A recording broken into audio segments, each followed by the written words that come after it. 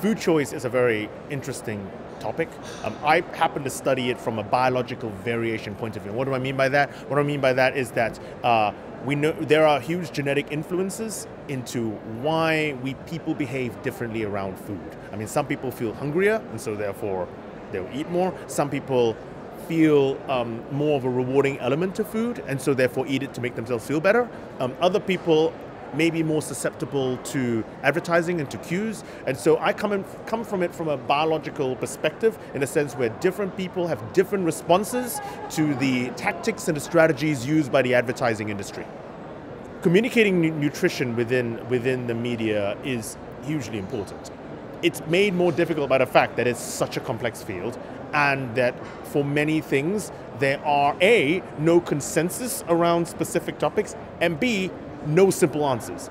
The problem is when you mix no consensus with complexity, you end up with a vacuum, and almost a post-truth vacuum, in which the person that can sell the easiest, the sexiest, the most attractive answer wins. So I do think, and this may not be a popular answer, I do think the media need to reflect in the best that they can the complexity of the topic that they're tackling, rather than trying to put forward the easiest answer, because if it's the easiest answer, very seldom is it the right answer.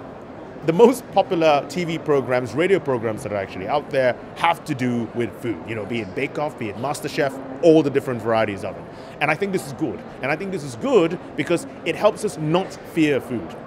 A huge problem that we have today, part of the problem that we have today, is the fact that we're selling fear of food rather than love of food. Once we actually love the food, we can actually try and fix our relationship with it, become less judgmental, become less toxic, and then we can then try and have an adult discussion about how we fix the environment to fix obesity.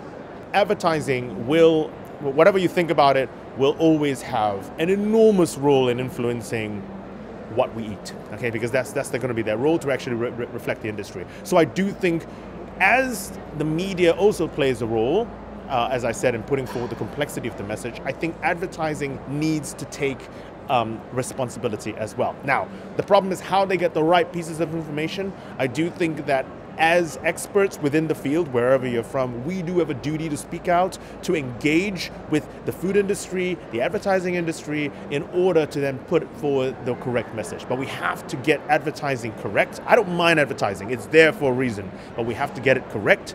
And it's got to form part of the solution to the obesity, to our health, to our dietary ills.